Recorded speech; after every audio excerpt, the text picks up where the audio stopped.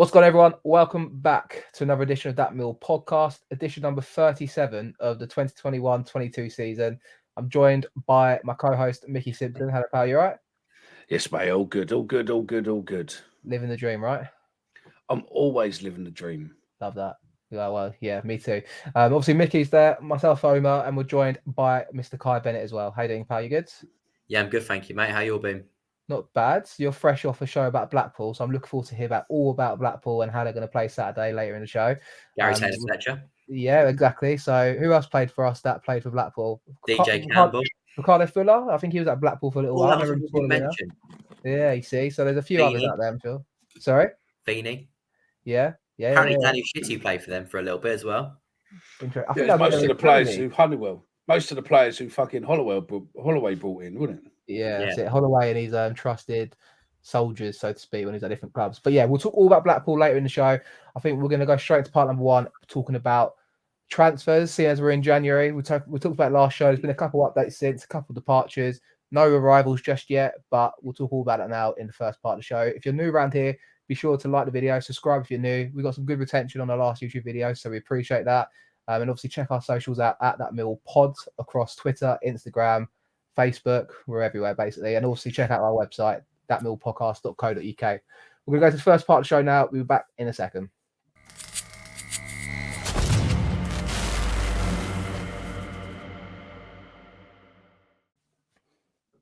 All right. Welcome to the first part of the show, guys. Let's talk about it. We've had two departures. I think we'll do the noble one first, and that is obviously talking about Matt Smith. He's gone to Salford on a free transfer. It's a fucking good signing for them. Yeah. I mean, I feel like it's a sad departure because, you know, he's 32. He's not really featured of late. I think he had one or two last-minute sub-appearances, hasn't he, in the team? But obviously, he started the season at one point as our top goal scorer, wasn't he? I mean, earlier in the season. Obviously, goals against Forest stick in the memory. He's done that a few times, hasn't he? Not at Nottingham Forest. So I've got to mention that one away game because, you know, it's bingo for our podcast. Did we win 3-0, didn't we? Yeah, we did. Did we really? I didn't know that. You know, I was there that day, and it was the last game we had before COVID. Yeah, you were how many days? On the Kosh video, weren't you? Yeah. How many days is it now? Fuck knows. You should make a Twitter account, mate. Days since we beat Nottingham Forest 3-0 and just keep making and then we beat them again. At one point, I'm not going to lie to you, but yeah, you're right. If you watch Under the Kosh, they've done an away video there. And you do see a Larry me in the background after a few beers after going Hooters. But yeah, enough about Nottingham Forest. Come on then, let's talk about it, Kai. Matt Smith's left on a free transfer. I mean, you can only say good things about the player, can't you? He's time at Mill and wish him all the best, I feel like. Absolutely, yeah. Wish him all the best. And yeah, well, he's welcome down the den anytime, in my opinion. But it has to be the world's biggest front line now, doesn't it? Tom Elliott and Matt Smith. Yeah. That's going to be huge. I don't know. Elliott scored for them last week as well. I don't know if anyone scored a really good goal as well. I watched it against Port Vale. It was like a little left-footed sort of. I don't know how he's done it, to be honest. But yeah, I wish Matt Smith all the best. I've only got good words to say about Matt Smith. He's, you know, he always gives his all. And I saw Micky your comment the other day. I'm going to miss his. Did you write it? His running style. He was obsessed with that. It was one of the girls that replied to the Twitter. It's good, wasn't it? Obsessed with the account of running, aren't you, mate? But come on then, chaps. Let's talk about it. You know, he scored 17 league goals in 91 league appearances. Obviously signed in 2019, just before Harris left in that summer window. He had a good start. Obviously, he was linked with us for 3 or 4 years, Micky, before he arrived. I think even Holloway at one point wanted to sign him when we was dreading the relegation from the Championship at the time. I suppose maybe he could have come a couple of years earlier. Maybe he would have had even bigger impact. But I think for a player that's, you know, been around it and not necessarily played every game, I think he definitely leaves the club with his head held high with loads of good memories that stick in the memory. Yeah, no, definitely. I mean, Nottingham Forest, Rowett's first game with us, wasn't it, with Charlton? I think his second or third game, because I'm sure someone will correct you, mate, but it wasn't his first game. But I thought it was his first home game. We beat first home game, wasn't it? We beat Stoke 2-0 first home game, yeah. Home game, wasn't it? First home game was against Stoke. We won 2-0. Where Wallace and fourth game, actually, yeah, fourth game. There you go. See, I have to correct you, Micky, because someone will correct you otherwise. So I've got to go in there early, mate. Yeah, but I have to do these things for people so that Phil Clark can feel important and correct me all over Twitter. Next fan on the board when the vote's up, vote for Phil Clark. I think he's great. He wasn't the best player in the world, but he gave 100%, even though, you know, he weren't he weren't the speediest, but commitment-wise and, you know, getting in there and putting his body in the way of things, it was good. And you can't fault him for that, you know.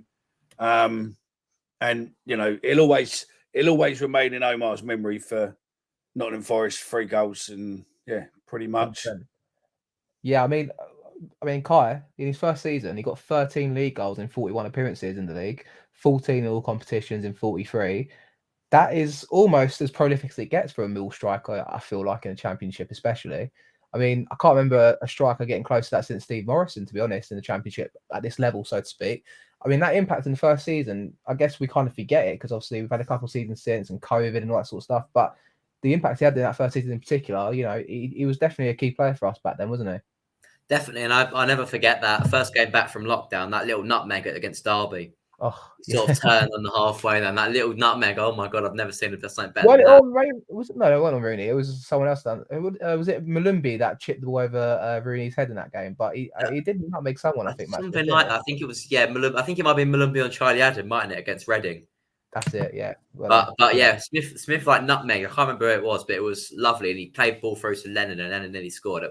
That was one of my favourite memories. It's one of my most favourite memories. Smith, obviously. Favourite would have to be obviously either Forest or Charlton. I think he was really effective, at least first season. I think he scored, didn't he, against Sheffield Wednesday or something in his second game or something like that. Header. He was, he got really 2-2 at one point. I think he scored in the first game of the season, and he scored away at West Brom in the late in the game. Yeah. Celebration in front of the away end. You know, he definitely had an impact that we'll remember, I think. And like I said, I think to Mickey there, like if he came a couple seasons earlier. You know, he's obviously been an established championship player for a long time now in the division. I think he's, been in the league, I think, almost since 2013 when he signed for Leeds. I think he dipped out once on a loan spell, but he's had a good 7 or 8 years at a good level. And considering he came late to the game, somewhat, he was playing for a university team at one point, I think, wasn't he? The story he said on Wall Talk. I think he's definitely made a good career for himself in what he does. No, definitely. I think he's done really well. And he's also a genuinely nice guy as well. You see him sometimes outside the den, when before the game and after the game, and he's always free to, he always makes himself available to stop and have a chat, have a picture done, that sort of stuff. And yeah, he's just a really nice bloke, and he's always been effective for Millwall. I'm a little bit sad to be fair, he's one of those what's just unstoppable in the box, isn't he? When he's coming up for a header, no one's going to stop him jumping, really. If he makes contact, the chances are it's going in, and you wouldn't want him coming towering over you. He's a big fucking lump. I felt like he's obviously his physicality can't run. I thought he could have done it forever, the physicality, right? But even now, I thought his effectiveness at this level was starting to kind of wither a little bit. You look at that goal against Charlton, he's towering over the defender, getting his head on it, and he's scoring a terrific header. And you look at his chance against Palace in that cup game, right at death. You're thinking if that's Matt Smith maybe 2 or 3 years ago, banging form. That hits the top corner and it's, we go to extra time and God knows what happens that day. I think maybe it's a good time for him to obviously go back up north. I think it's been muted that, he's got a young family and he obviously is excited to kind of get close to home in that sense. And you can't knock him for it. He obviously put a tweet out as well saying to everyone at Millwall Football Club, I just want to say a massive thank you for all your continued support over the past few years. I've really enjoyed my time at the club and I'll take away some amazing memories with me. Under the lights against Charlton and Forest will always stand out. More than that, the best bunch of lads I've ever had a pleasure of working with. All the best for the future and hopefully see you at the Den again one day. The big man. Nice send-off. I think it's true though. I think it's a nice send-off. It just shows really it's it. And I think the club's done him a favour by letting him go for nothing. And let's be honest, some of these lower league teams now are paying good money because they want to get success. So they're paying good money and they don't have the spending caps, what I think League One used to have. I don't know if League One's still got it now, but League One used to have. League One got caps, I think, mate. Yeah. Not anymore.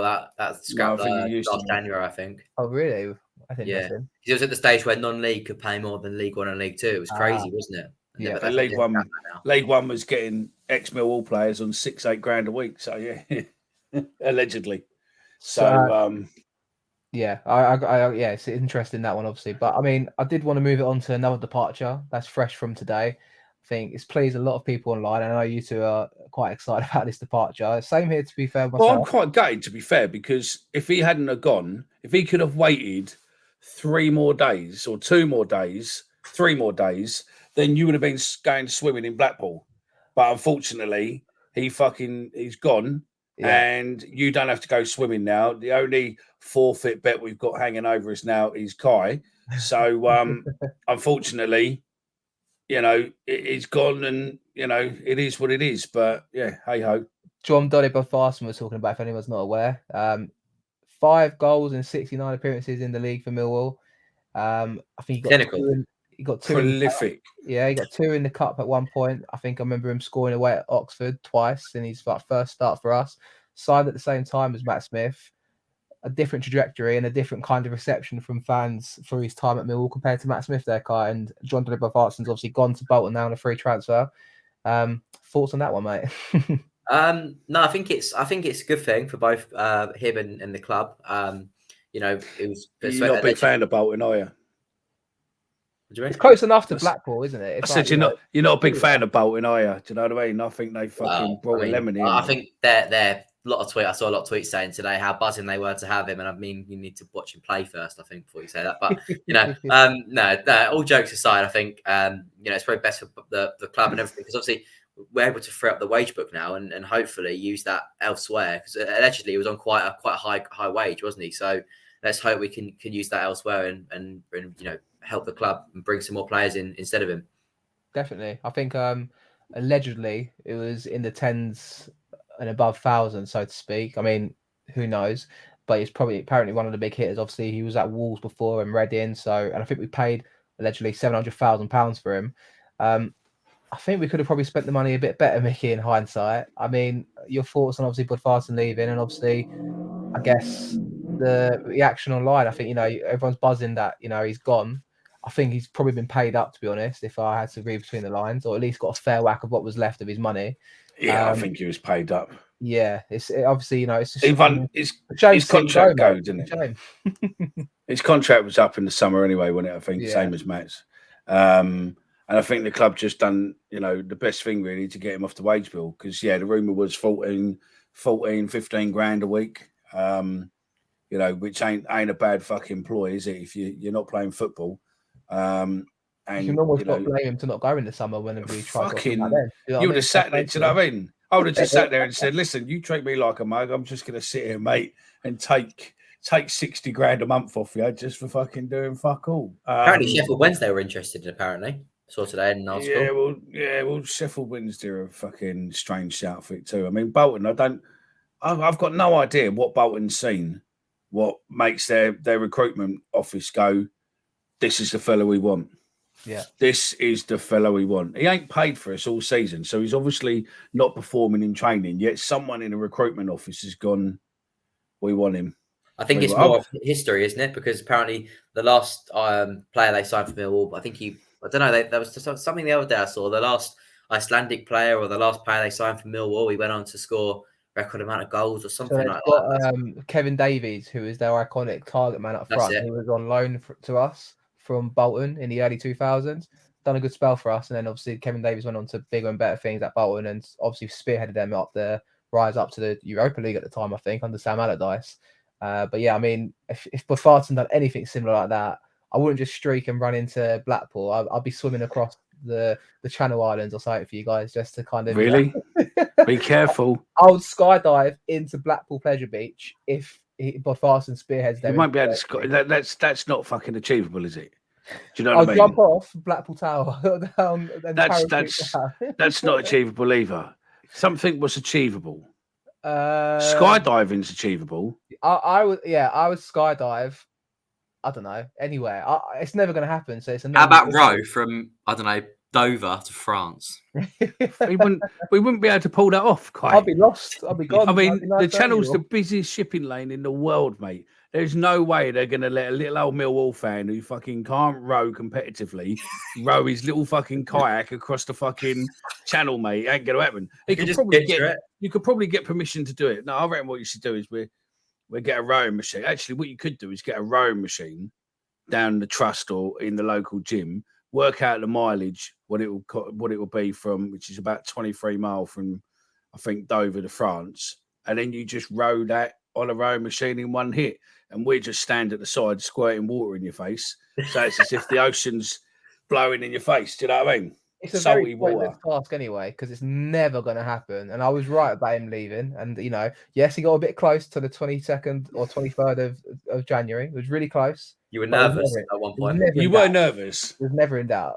Oh, shut up! You were my arse nervous. cheeks were going a little bit. All right, my arse cheeks were going just a little bit. All right, I'll be honest. But let's talk about obviously his departure. I mean, it seems to have been like I'm gonna not stick up for him here, lads. But I think the abuse. Show notes say you are. The abuse he's getting online, like he's obviously it's not an acrimonious ending. He sat on his contract. We understand that, but I am gonna say like I think there's like a line, and I feel like there's definitely maybe I'm just being like I don't know, maybe I'm being a sensitive Ted here, but I think a tart. I think if you look at the player, he's not thanked the club today. He's obviously put a tweet out saying he's buzzed a bit Bolton. He's not put anything out as a thank you to the fans, which I wouldn't expect him to do anyway. He put a little statement out, didn't he? Did he? I didn't see anything about Millwall, to be honest. He put if you look at his tweets and replies, he tagged Millwall. Right. Okay. It's because you can't reply to anything he puts. He's got only people that he follows can reply. I think that's probably why people can't see it as much. But there was. He did. I saw someone post about that. Or Millwall posted. Yeah, he did. He did. Okay, so I found it. My time has come to an end at Mill FC. I'm grateful for my time there, and I want to thank my teammates and everyone around the club for my time there. I wish you all the best for the rest of the season onwards. Nothing about the fans there, lads. It's definitely not been an ending that it's almost like Romeo's incident a little bit here. It feels like there's another player there that's really fallen out with the fans. And yeah, we said it earlier, didn't we, before we started recording? Obviously, I remember that miss at Sheffield Wednesday. He then closed his Twitter account. And then obviously he opened it again. He scored that one goal last season in front of 2,000 fans in 38 games. Gave the old cup ears to his own home fans, during like the test events. I mean, Mickey, it's not been a good ending, has it? I think for him, and I suppose the only thing he can do now is try to shove it up our face and prove us wrong, which I don't think he will. But there you go. That's the only thing he's got to do. But what players need to remember is Millwall are a bunch of horrible cunts. They always have been, always will be. And I don't mean that in an aggressive manner. It's just fact of life. We forgive nothing, and we forget nothing and forgive no one. And if you're playing for our badge and you don't look as if you actually want to be there, and we think that you're just taking wages, just to tick a box, then we turn. And once the Millwall fans turn, there ain't no going back. Do I think all the online abuse and everything else is there? No, but what we said before, if you look at the picture of him at Bolton today, you would have known that you're going to Bolton, and you would have known that obviously there was going to be a press release and all that. And he just don't look right. If you look at the picture when he signed for us, and look at the picture there, I don't know whether or not he's in a right state of mind mentally or anything else. And I'm not gonna pile in on him and in case he's got any mental health issues or anything else. But he doesn't look the man he was when he joined us. And to be fair, if you're not playing as a football player, playing is what your life is. If you're not playing, the manager's not playing we don't know what's in his contract. And he could have had clauses that if he got to 80 games, he would have got something, or 90 games, something, or 100 games, something else. We don't know what was there, but something's affected him and whatnot. But I don't know. He just, that picture at Bolton is either taken by a fan with an iPhone, or he just really does not look that good. So, if he has got mental health issues, then, get yourself sorted out, fella. But, should have tried harder. He looks a lost man. I agree with you there. I think, and it'd be interesting to see how he does there. I think he's just one of those players where you look at him and you think, I think Bolton fans are falling into the same trap here. He's got 62 caps for Iceland. It's like, oh my God, he's an international. He's played at the Euros. I don't know if he's featured. I don't know if he's went to a World Cup or not, but he's been in and around there at Iceland, and he's got this kind of think of like international pedigree, and he's played for Wolves, and they paid a couple £1 million for him. But we've seen the Bodvarsson, and he's definitely not that real deal. So I think he's only got 3 or 4 goals in 62 games for Iceland. So it tells you all you need to know, I suppose, isn't it? Just remember the population. He was against England, wasn't he? Yeah. He played in that game, didn't he, up front? Yeah, I think he did, yeah. And obviously that was, I think, kind of put him on the map a little bit before he's moved to Wolves. But there you have it. I mean, obviously, good luck to Budvardsson. It's not ended the way you probably hoped it to do so. Listen, if we lived in Iceland, mate, there's a population of 366,425 people. I reckon if we lived in Iceland, we could potentially become international football players. Do you know what I mean? It's so 1 in 15,000 chance. I've just done quick math. I'll get my bags then, shall I? There you go. Yeah, Kai, I don't have a cricket team in Iceland, I don't think, mate. So You'd definitely be playing Red Bull over there, mate, with all the snow. Do you know what I mean? Good luck to Budvardsson, and obviously we wish him all the best there. Mickey, you mentioned you did actually mention to me about Ben Thompson. Obviously, is he going or staying, or what's going on there? I think the club's open to transfer requests, or at least transfer bids for him, aren't they? I'll tell you, Kleenex tissue and fucking hand cream in Portsmouth at the moment must be selling by the bucket load. Do you know what I mean? There is Portsmouth fans fucking wanking all over their Twitter today, mate. Absolutely, they've gone into a love fest. Oh, we love you, Ben. Oh, please come back. Oh, we've got to get you back. Get you back. Blah, blah, blah. For a player what played for him 3 years ago and made such an impact that they're desperate to have him back. Absolutely desperate to have him back. And I think it'll be a good move for him. He played well there. Yeah. It'll be interesting to see if Portsmouth could probably get hold of another player maybe who's well, no, they've got Romeo, so they're probably gelled together anyway, won't they? And where's Lewis and John is there as well, wasn't he? Sean Williams obviously in midfield as well. Yeah. So it could be the Williams and Thompson. It's Millwall team, isn't it? There, it's quite a Millwall. Yeah, it's a good spine there. Millwall team, yeah. All I need is Neil Harris to somehow get the job if the Cowley brothers don't succeed, and they're halfway there. Do you know what I mean? So it's an interesting one. I think it's a shame. Obviously, it's good to see Thompson get a few minutes on the weekend. It was a strange one, like we spoke about on the Tuesday pod. We weren't sure where it came from. But obviously, you thought maybe he's got another chance to get back in. But I guess kind of the murmurs I've seen, I think I saw an article, if not maybe on London News Online, maybe on News at Them, but it was about Rout saying, we've got to do good by the players. And I think Thompson falls into that category by the sounds of it. Yeah, I think so. Obviously, Thompson, Millwall fan, isn't he? And I think Millwall fans will always love him for the effort and the hard work he puts into the club. And the one thing that I don't want to see Thompson do is sort of, because he's a Millwall fan, want to stick around and keep persevering with a lack of game time. I'd like to see Thompson flourish somewhere else. Because I'm thinking about the interest of the player. Because obviously Thompson, as a Millwall player, there's nothing more you want to do. If I was playing for Millwall, all I want to do is play and score goals and do well for the club. And I want to see him flourish. And if that means he has to go somewhere else, then so be it for him. Because there is a talent in there somewhere. Absolutely, there's a talent there, and he's a great lad. I mean, things he's done for a certain fan. I know that he's friends of the family and stuff, and things he's come through and everything else. He's Millwall through and through, and I wish him all the best. I just hope that he manages to find a team where he can fit in, be consistently playing, because I think that's the biggest problem with us. We've not played him enough games for him to get consistent. There's been a lot of chop and changing. We're playing for 4 games and then we keep him out for 6, and then we're playing for 3 more games and then we keep him out again. I think if we'd have given him, a whole season of playing or more constant playing, then I think he would have probably got into his stride. But I think, unfortunately, he just was never given that extended long run to go. But no, his heart's in the right place. He's a good lad, and hopefully he gets a deal what he wants, and he can go live in his penthouse flat again down at Portsmouth, what he overly enjoyed, so I'm told. He does strike me as someone that needs to be loved and be a place where the manager just gives him every game. And I do think he could be a player that not necessarily comes back to bite us in the backside if we do let him go, which probably we will. I do think he'll be a player, though, that you look at someone like Fred, who's obviously in a similar age group to him. I could easily see Thompson figuring in the championship side in the near distant future, where he's valued and he's obviously said, he's given the game time to constantly play, maybe in a different setup and how teams play, but it obviously just doesn't fit into how we play here at Millwall. It's an interesting one when we look at the midfield, though, chaps, because obviously we've got Saville, Mitchell, Evans, Keithton Bells. and obviously Thompson. They're the 5 kind of central midfielders. I don't think I missed anyone out there. But obviously Keith Bell's only started 1 game since September.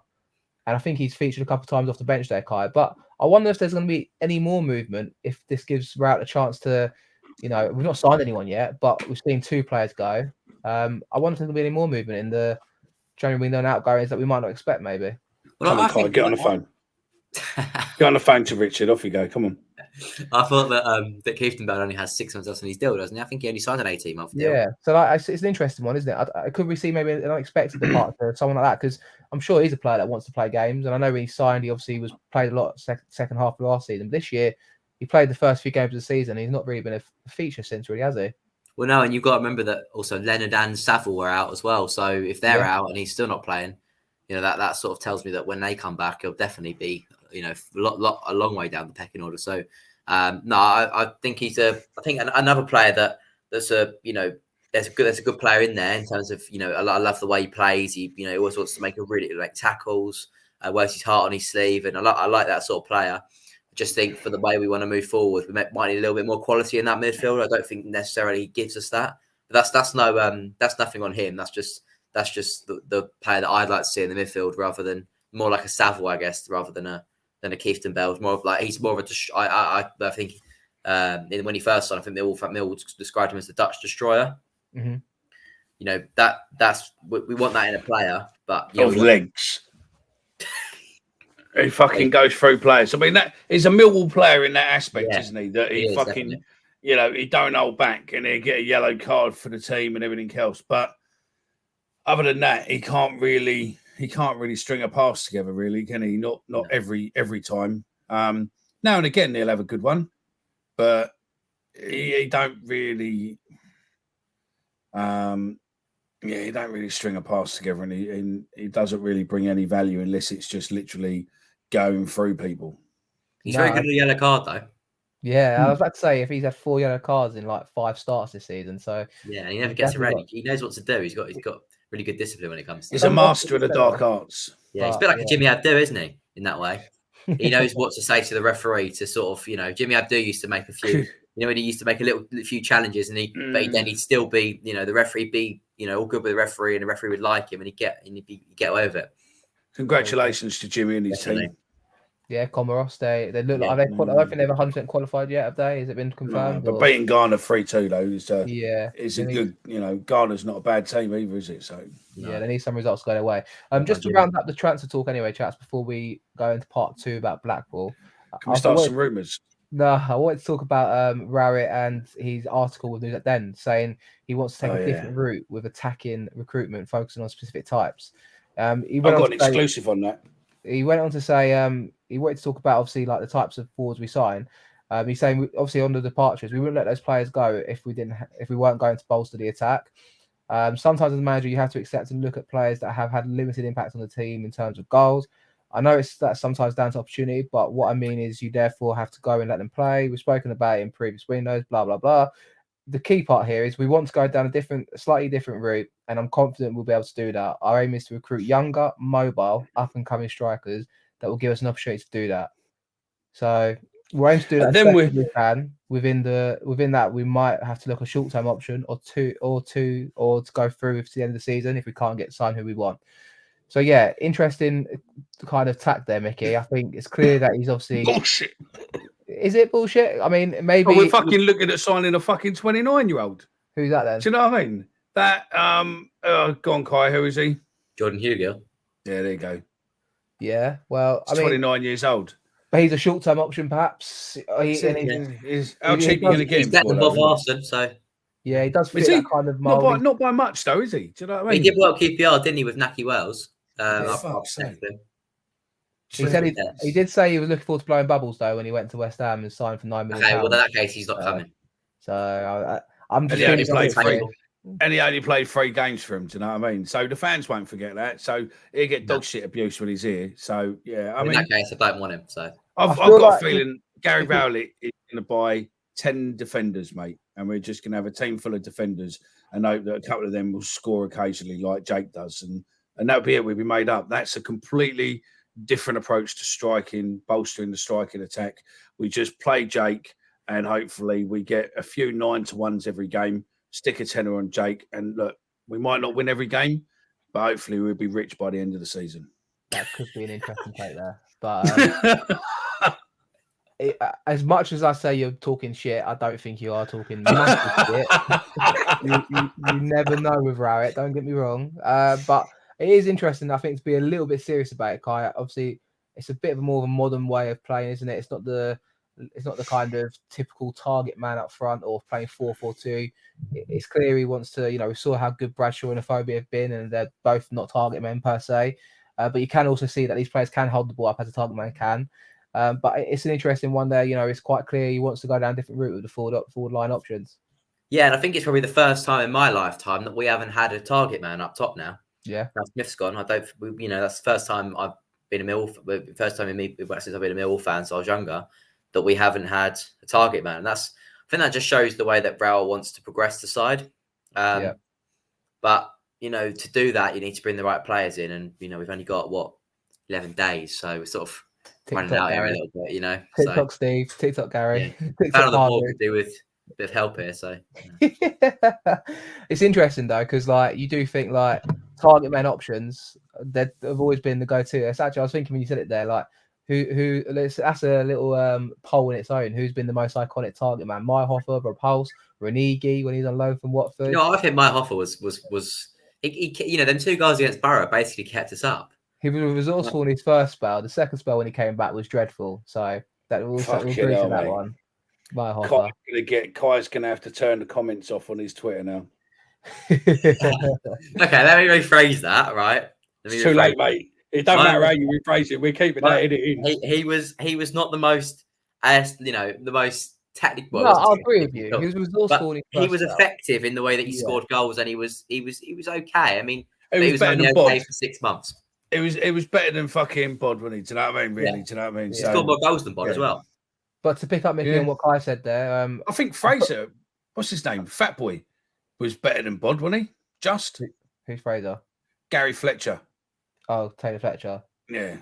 I think. Let me have a look. Let me have a look at his stats. Let me move on anyway for a second. You can come back for the stats because I was going to ask a question before Micky cut in as well. Sorry, Neil Fizzler over there.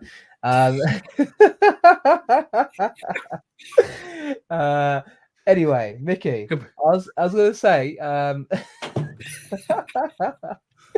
we're going to keep this in. By the way, it's 100% saying in all this now that you've done that. I was going to cut it out, but it's going to stay. Have you met my twin? If you go on YouTube, and you watch on YouTube, you'll get a comedic moment here in the timestamp. Kai said about the transfer window. TikTok obviously got 10 days left to get some business done, Micky. I've done a poll on our Twitter pods, and obviously if people interact on there, you can by all means get in touch and obviously let us know what you think as well. I went, anyone panicking yet on the lack of movement in the transfer window? You got 3 options. Nope, no need to panic.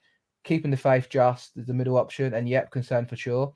That was obviously the overwhelming majority. I tried to do it in a way that the top option wasn't the go-to answer, just to see if that meant it's less or more. Put it at the bottom. I put it at the bottom because obviously typically if you do a poll, you normally get the first option. Bang, I agree. So I tried to change it and obviously see if the retention's there. Nearly 500 votes, and 50% say they're concerned for sure. I don't know if I'm concerned just yet though, chaps. I think I'm holding faith just because, like I said, I don't think we would let players go. I believe the manager when he says it. We wouldn't let players go unless we, was going to bring someone in. I'm not concerned at all. No, I'm not concerned. But do you know anything? No, I don't. No, that's the point. I don't actually know anything. But I'm losing faith a little bit because there's nothing there. But at the same time, why would you let go of 2 strikers? Okay, 1 striker and 1 that's an outcast. Why would you let go of Matt Smith when you must have players coming in? That's my point. You must do, right? That's I'm not concerned. But what I want to say is, when he's talking about short-term options, and obviously you got Hugo linked, who I don't think is a bad short-term option. Going back to the last pod, I just don't want players to be brought in just to fill a void, a short-term, because you've not been able to get your targets, long-term targets. I think we need to narrow down, you can't. Okay, you've got a list of 5 targets. Don't go for the 5th on that list because you can't get the top 4. I think you've got to be kind of, if you're committing to players that fit this profile we're looking for, you've just got to see players that are in the range that we're looking for. Hopefully, mid-20s, mobile forwards, like the manager's saying, young and hungry, determined to impress. I don't want to see us sign a 33-year-old striker on loan or something stupid, Kai, this window. We're not going to do that, are we? We're not, right? I hope not. I really hope I not. think you've got too much faith. You know, if we've got a list of 5 people, we got a list of 10 people, and we go for number 12 first. Yeah. Do you know what I mean? And then we slowly come back up. Or what we do is we want the top one, but we're going to give you an offer of 450 grand when they're worth about fucking 15 million. That's what they bid for Mbappe. I'm just. Yeah, you can want to play. You got to bid the right man, haven't you? That's the point. I'm keeping. I faith. mean, that's the thing. Micky, what are you keeping faith, or are you starting to panic? Or come on, what are you thinking? I'm not panicking. I don't have a lot of faith in the last 2 or 3 transfer windows with Rat. I mean, he's not set the world on fire. We brought in older players or players for, you know, a couple of them haven't worked. Parrott, etc., haven't worked out. You know, I don't know. With the statements he keeps coming out with, we want to go this way, we want to do this, we want to do that, and then literally on the next breath, it's as if he doesn't write those articles. It's as if, you know, the people doing the interview just write a load of fiction, put it out, and then the next time Gary just comes out with something completely different. You know, like, oh yeah, I said I was going to go after the youth 3 interviews ago. Yeah, no, I'm not. I'm not going to go. I'm going to go after experience. I wasn't. I'm going to bring in a load of 31-year-olds, do you know what I mean? And fucking, there gets to the end of the season, and then we're pensioning them off, do you know what I mean? I don't want to pay 600, 700, 800 grand for a player who we're going to use for half a season when you're telling us a thing. And now's an ideal chance to go rebuild, bring in some youth, and go. And I'm not saying bring the lad back from Sutton, because I do not think he's probably championship worthy yet. You know, let him have the rest of the season in 2nd division, and then maybe let him move up to 1st, and then slowly bed him in the championship. Championship's completely different. You know, knocking in goals in you know, 2nd league, etc. Piece of piss. You suddenly come in a championship where you've got people who are good players. You ain't going to get the same chances. And also, you've got some fucking 29, 30, 31-year-old Matt Smith who's going to or Tom Elliott, who's going to run through you, you know. But they're players in the championship. They weren't long ago in the championship. I know they're in League 2 and they'll probably come against them, but they just run through people, you know. And you can't get away with all the flashy bullshit. You know, you've got to have something about you. Yeah. And I think, you know, maybe they need a little bit more experience before coming in. I'm not saying they're not good players. I just think they're good players for the next, you know, 2 seasons away, maybe 3 seasons away. And I think times looking ahead with the players we've got are exciting going forward, but we've got to make sure that we put in those right blocks now, so that when these blocks start coming in 2-3 seasons time, we've got a formation. But I don't know. I mean, the other question, what you said the other day, is an interesting one. What's that? With Rowett, is Rowett's contract up this season? Yeah, it is. I think if I'm not mistaken, he's 2.5 years into his stay here. And I'm pretty sure he came under that contract. Who knows? It is a eye-raising one, but that's probably a conversation for another day anyway. I mean, I agree. I think that's what I said the other night. You know, we're on 33 points. Peterborough's 22nd on 19. Realistically speaking, are Peterborough going to get 46 points? Probably not. Are they going to get 43 points? Probably not. So Mill will probably need 3 to 4 more wins to get safe, so to speak, Kai, if we're talking in the cynic way. We're going to do that surely, right, in the next 19 games. And with that in mind, I guess that backs up mine and Micky's point there of maybe we don't rush into signing players, and maybe it is a good opportunity to throw the youngsters in, maybe. Yeah, just don't have 37 points to be a chance with the playoffs. So if you look at it that way as well. Yeah. No, the reason I'm not panicking, the reason I'm not panicking is because I think that with Matt Smith and Bob Varson going, I mean, Rowett's always said if players go, we'll replace them. And that's why I don't think you can let 2 players go and no one's brought in. I think we will bring in players. I just think that maybe it's a patience game with these targets. I think they're trying to go on after the targets first before going, okay, we're not going to get them now, go after someone else. I think they're really pushing hard for these targets. And I think maybe it might take a little bit more time than they'd hoped for, maybe. But you never know. It might pay off in the end. It might get one of them. And if we do, you know, the players we've been linked with, like that Habib Gay, Fleming, and who's the other one, Ramsalar the other day, they're quality players. So they'd be very good if we can get them in. But yeah, we have to wait and see. Yeah, but because you could mention, we're looking at Ronaldo, we're looking at fucking Mbappe, we're looking at fucking Neymar. We can look at them all we like. Are we ever going to sign them? Not as long as I've got a hole in my arse. So, stop with the bullshit PR and just say, listen, we're going for these sort of players, or we're looking here, we're looking there. We're going to bring in this sort of age group, and we're going to hopefully make them go, make them perform and give them, coaching and everything else, and we'll hopefully go forward. Or say, we're going for a proven. I'd probably take Jermaine Defoe in a minute for the end of the season. I know he's not going to be cheap, but he scores goals. Yeah, honestly, I would take. I'd take 5 years ago. I would take Defoe. He scores goals now. But then you boys are thinking short term, which is defeating the opposite of what we're talking about. I'm on about getting to the end of the season, just to get us to the end of the season. 2-3 months. I'd have him as a striker/striking coach. How about that? And then he can coach the strikers that come. We need a striking coach actually. That might be quite good. I'm just thinking we've got defense. Here we go. Defense-minded coaching staff, all defenders, all previous defenders in their career. There you go, Jermaine Defoe, player coach. Cheers, Harvey. Yeah. Don't worry, the checks in. We'll excuse the part where Jermaine Defoe used to play for West Ham as well. So yeah, we'll keep that one quiet. So anyway, just to round up anyway before we end this first part, just a couple of comments on the poll just to get you guys read out. Matt Richards, we need to think longer term. The priority should be next season now. So if we need to bide our time, then so be it. Phil Clark agreed with that, saying exactly this. Dolbs also said, not been a lot of movement anywhere, like the cautious approach. Previous panic buys have included Skalak, Budvardsson. Neither was first choice. We ain't got much money, so spend wisely and wait for the right players. Nick Winter says starts bringing through the youths. He says it's youths, I guess he meant there. And then there's a few old cynics. Ted says same old shit. Won't get anyone in that. Then that's and it won't get anyone in that's decent. Jimmy Wood says don't trust Rowett in the market. Rather wait till he's gone at the end of the season. So. Yeah, thanks for your replies there, guys. Be sure to follow us on Twitter at @MillPods. We'll try to do some more polls and read all your comments out later in the season. So, Mickey, you're shaking your head before we end part one. Listen, if you want, those of you listening to this, right, go on to Jon-Dadi tweet where he posted, delighted to have signed with Bolton Wanderers, massive club that I can be proud to be part of. Can't wait to get started. Just click on there and have a look at the quote tweets where people have obviously quoted it. And mate, there's some fucking strange breeds in Bolton. There's a fella called Peter Ward, fuck knows what it is, he hasn't got a profile. He said, we've had a few Icelandic players over the years, John, mate. In your opinion, how do you feel you measure up against them? Not on the football pitch, in the shower. And that's the end of part one. We'll be back in a second with part two.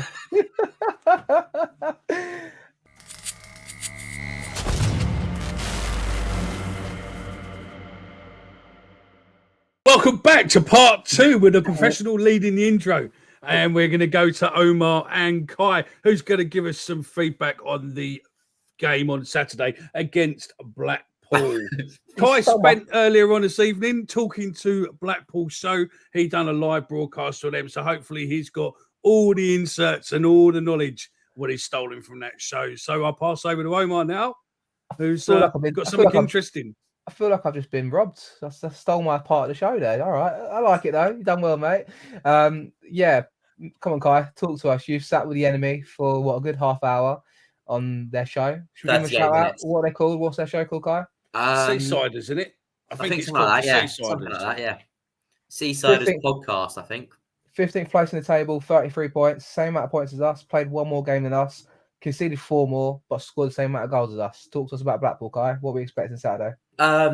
We were saying on there that we've got quite a similar thing going on right now. Forest want our main man because obviously they want Josh Bowler and then you also want Jeb Wallace. So we were talking about that. He's a dangerous player, a good right winger.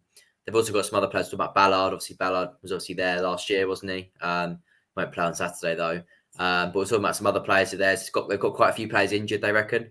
They've just signed a guy called, I can't remember his name, guy from Rochdale. I think his name's Beasley.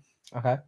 From Rochdale. So they're looking forward to seeing him. I think Owen Dale's. I think they said Owen Dale's been recalled from, I think MK Dons or somewhere like So they reckon that they're in quite a similar position to us in the way that they've got quite a few players out. They've got a good striker in Jerry Yates. I'm not sure if he's out actually or not. I'm not quite sure. I haven't looked at that, but they're a good side. They play good football. They've got a young and upcoming manager in Neil Critchley, who I think used to be the Liverpool 123 manager, right? Yeah. So they've got you can see their mentality in the way that they're coming forward is quite good. It's quite modern. Yes, they're a good side, and they were quite good at the Den in the season. I think they went down to 10 men, and then they did score, and then luckily for us, we managed to score 2. Jeb Wallace with a bit of magic, and then Cooper with a good header. But yeah, it's going to be a tough game on Saturday, but it's one that we can win if we turn up. Interesting side, Blackpool as well. I think you look through their team. I mean, there's not many standouts. It's a bit of a mix and match. You've got Rich Keogh at centre half, obviously well documented. He's ending at Derby and obviously been around Championship for a long while. He's 35 years of age, but he's always been quite decent, I felt. Dujon Sterling, he's a loanee from Chelsea, if not mistaken. And then obviously up front, Gary Medine's getting a game still. Did I say much about him, Kai, on the pod? Or he looks like he's scoring goals as well recently. They didn't actually mention him. I don't know if he's fit or not, but the main man for Blackpool is Jerry Yates. Yeah. I don't know if he's fit or not, but he's good. He's a good player. He's got quite a few goals. Pardon? I said he runs a good pub. Does he really? I think it's a different Jerry Yates. Yeah, probably. Most likely. Unless that explains. Yeah. Obviously, I'm sure they're quite positive on their show. I've not tuned into it, but they've only won 2 of their last 8, 9, 11. Whoa, hang on a minute. They've only won 2 games since October. That's definitely fucking hell. We're going to lose. But if you remember correctly, their starts of the season, I think they were in the playoffs at one point earlier in the season. They flew off the handle, so to speak. Obviously, they lost to us earlier in the season. After that, they went on a good run of form, beat some good sides in there, beat Middlesbrough. They beat Barnsley, Blackburn. I think Blackburn's the only team that have lost to them. I think the only team that beat Blackburn in their last 20 games, just like City, is Hull and Blackpool. So it's going to be a tricky time, Mickey. But obviously, going to the seaside in January, like we have done a couple of times before, it's going to be. You're not necessarily playing the game; you're playing the conditions as well. I think, from what memory sticks in the mind for me when you got to Blackpool. It's times forgotten, really. I mean, it was popular in the 60s and 70s. It was a great big seaside town. Everyone went there, everything else. It's got some of the fucking ugliest women in the world, I think, there. And it's got some of the coldest fucking weather you've ever seen in your life. People who stayed there, cheap B&Bs, but you probably get bitten by bed bugs and everything else. But it for someone I raised, mate, out there on that fucking northeast coast, it's fucking freezing. So yeah, make sure you take a coat and make sure you take a scarf and gloves. But yeah, I went to Blackpool when we lost. No, we drew 1-1, I think. So here's the memory for you. I think 2015 in January, we might have lost the game. I'm going to find it quickly whilst I'm talking about it. But Ricardo Fuller was the player playing for Millwall in question.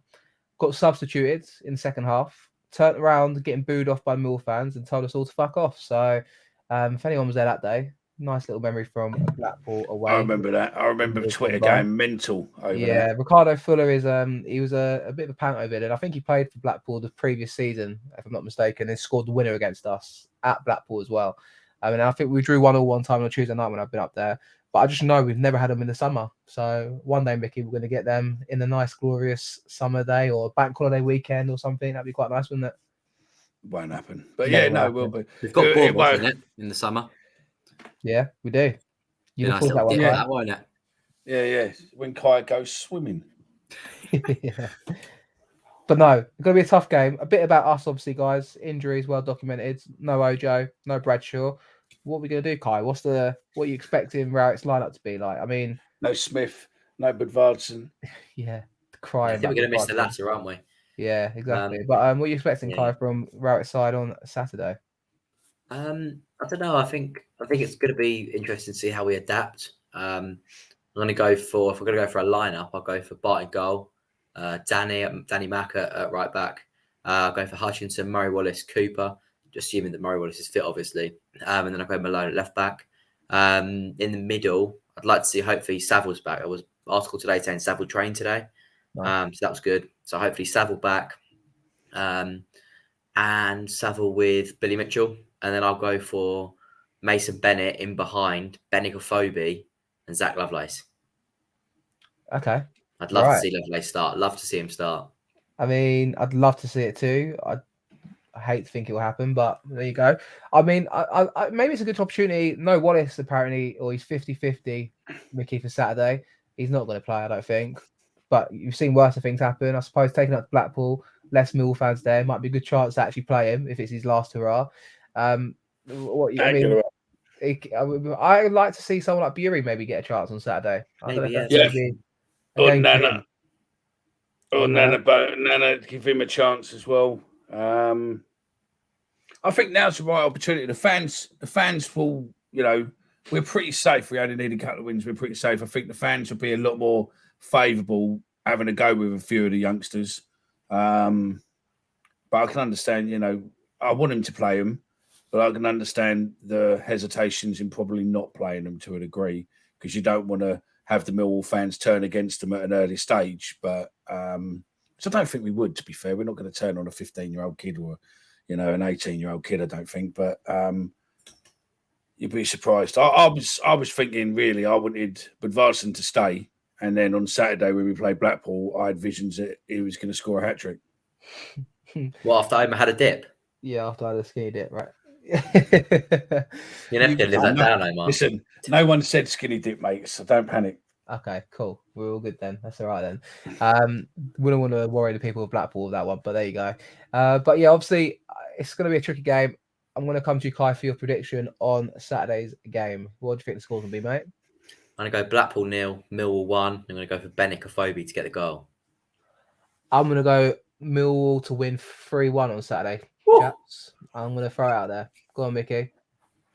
See, I was thinking we were going to do a good win, but the fact that Blackpool hasn't won since October... They've got two wins since October. Yeah, so 2 wins since October gives me a bit of a worry that we're going to go in there thinking we're going to smash them to bits, and we don't. Do you know what? Fuck it. Yeah, I'll go with you, but I'm going to go 3-0. I was going to not give any substance to it and just say we're going to win it and let people think, why have you said that? Because there's nothing to back it up with. However, I think we're due a win. Back to the wall, due a win. I think hopefully we get the better conditions. I don't think... I like to think we're going to apply the pressure Saturday. I don't know why, but I think it's, we lost last weekend. I think it's a good time to bounce back. Injuries are there. We're quite depleted. I'd like to see some youngsters play, and I just think we might cause, a shock or two and surprise most of us as well. So fingers crossed that's what can happen Saturday. What do you reckon, Mickey? No, I totally agree. I think it's one of those, we're going into a game with nothing to lose, isn't we? Do you know what I mean? Everyone's expecting us where we're injury hit, not to really do a lot. And I reckon, Mason, Danny, and maybe Bury, and a couple of the newcomers as such who haven't been playing all season can do something. Give them a chance and see. And yeah, I think possibly, I was thinking 3-0 when we were coming in, 2-0, 3-0, but yeah, you're 3-1, I think 3-0. So yeah, it looks like Kai is not as optimistic as us. So yeah, are you going, Kai, on Saturday or not? No. In that case, if you want to be that optimistic, I'll go 4-0. Oof. I've got to be the most optimistic, haven't I? That's the rule of the podcast. Yeah, we're all going to look silly on Sunday when we come back to talk about this, but we've lost 2-0. Yeah, they've made it quite hard though. If you're travelling up on there, make sure you M55 is shut apparently. According to the M55 is shut, so it's going to be a bit of a pain in the arse to get round. Trains, I think, are a fucking nightmare, as they always are. They don't make travelling that far north that easy for teams from down south. So yeah, check it out. We'll probably post some links between now and tomorrow or Friday when this comes out, hopefully. So you can check up on your travel, because I think most of the fans will be going up Friday, staying in a hotel, and then obviously making a weekend of it. So yeah, keep safe. Make sure keep yourself protected, and you don't want to bring something home with you. I couldn't think of anything worse than a weekend in January in Blackpool, but I've done February, so you know I'm somewhat there with the guys, and yeah, it's not a safe site, but there you go. I think we've actually reached our crescendo point, guys. Anything you want to add, Mickey, before we go today, mate? No, mate. No, we'll have a chat at the weekend about the other shit what's been going on and stuff, and maybe kick into that a bit. We've been looking to do it, but we've just got delayed as such. We've some good content so far, so yeah, we'll just let that go. We'll speak about it at the weekend. I can have my Mickey rant at the weekend. We've had a couple of people phone in. If you got a message about everything what's going on at the minute, go on the website. There's a feature there. If you go on your phone, you can do it, and there's a feature there where you can record a message and it gets straight to us, and we'll put it in the show. You can do it completely anonymously, and we'll get it on the show. So yeah, we've had a couple in, so we'll play those at the weekend, I think. I can't think of there is a, I think it's Bermondsey Scotty who's on Twitter. There's a guy what's followed us on TikTok. Sorry, not Twitter, on TikTok. What's followed, and I said I'll give you a shout out because he said he enjoys the show. So thanks for that. Nice I'm done, one, mate. Kai, anything else from you, mate? No, I don't think so. I think that's good.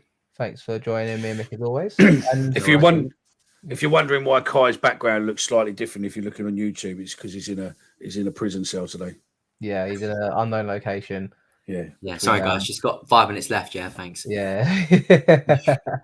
All right. So yeah, we actually nearly touched an hour today. So if you've stayed this long and you've listened all the way through, be sure to let us know. Leave a comment below on YouTube. Just say you've made it to the end. It'd be good to know who's made it to this point. And same on again. So if you listen on audio, be sure to subscribe, like the video if you're new, and we'll be back on hopefully Sunday, maybe Monday, to talk all things Blackpool away. So thanks for tuning in, guys. Speak to you soon, and come on, Millwall.